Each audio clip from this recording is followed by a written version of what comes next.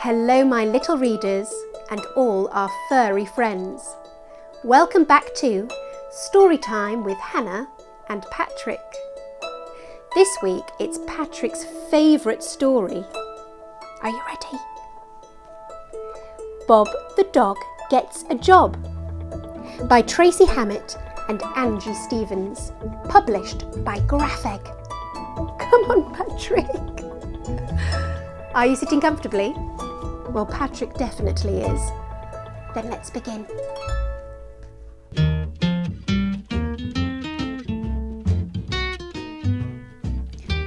Bob the dog is a busy dog. She always likes to have a job. Pat the cat is quite laid back. She thinks that Bob should take a nap. But Bob is not a napping sort of dog. One day, Bob heard the tinkly sound of an ice cream van. Woof! I'd like to sell ice cream in a dinky van, she thought. That could be the perfect job for me. Woof! So she followed her nose to the local park. A large poster had appeared on Bob's favourite tree. It said, "Ice Cream Festival today. Shiny trophy for the best ice cream." There were ice cream vans dotted all over the park. Yippity-yip, thought Bob. I'm sure I'll get a job selling ice cream now. Woof! Mrs. Wafer had parked her ice cream van at the paddling pool. "Hello," said Bob. "I'd like to sell ice cream. Do you have a job for me?" Woof! "Sorry," said Mrs. Wafer. "Unfortunately, dogs make me sneeze." Mr. Topping had parked his ice cream van near the playground. "Do you have a job for me?" Woof! asked Bob. "Not today," said Mr. Topping. Bob asked Miss Sprinkle at the greenhouses and Mr. Nutty at the Lido, but neither of them had a job for her. Finally, she trotted to the sports fields, where Mr. Flaky had parked his ice cream van. "Hello," said Bob. "Do you have a job for me?" "I work very hard and I never whine, but I have to be home for supper time."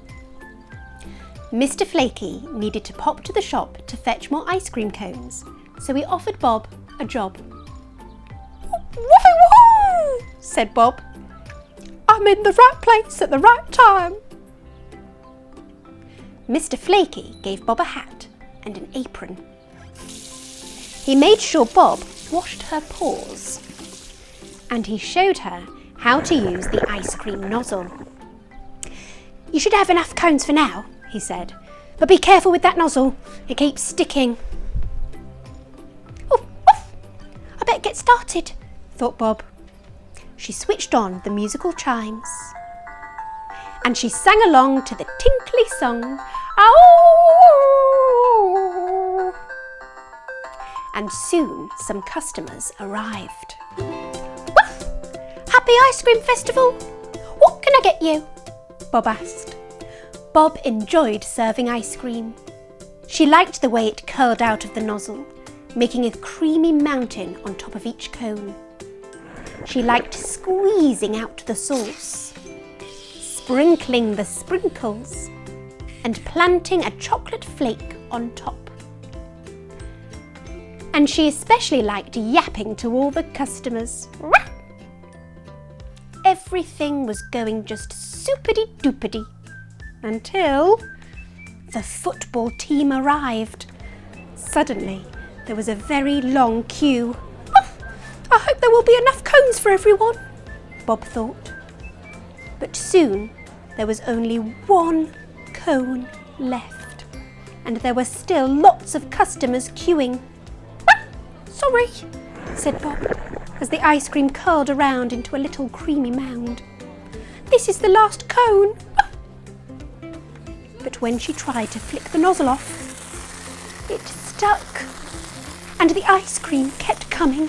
and coming, making an enormous ice cream mountain. "Help! Help!" cried Bob. "I need to catch all this ice cream in something." Luckily, Bob is a quick-thinking dog. "I'll just have to create some new ice creams," she thought, "using whatever I can find." So Bob created the Sandwich Box Snowstorm, the Frisbee Freeze, the Knickerbocker Bucket, and many more huge ice creams for sharing. She made sure that everything was very clean, of course. The queue grew as people heard about Bob's unusual ice creams. A festival photographer even took some photos. When Mr. Flaky came back with the cones, he gave Bob a little screwdriver. She fixed the nozzles straight away. "Emergency over," Mr. Flaky chuckled. "Who wants an ice cream cone?" But everyone wanted one of Bob's special creations. At the end of the day, the mayor arrived. She gave Bob a shiny trophy for the best ice cream in the festival. The Big Bobby, an enormous ice cream sundae served up in a police officer's helmet. "What a surprise!" whuffed Bob. "I've never won a trophy before." Then the park clock bonged 5 times. It was 5 o'clock. "It's almost supper time," said Bob. "I need to get home now." Mr. Flaky gave Bob a huge tub of pet-friendly ice cream. "Oh, don't forget your trophy, Bob," he said. "I hope you liked your job." barked Bob. "It was fun selling ice cream."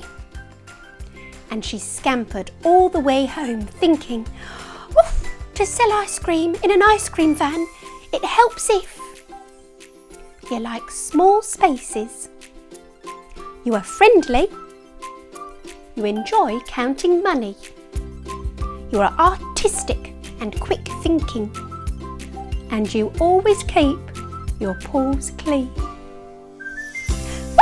"Back in time for supper," said Bob happily. "Ooh, what are we having?" asked Pat.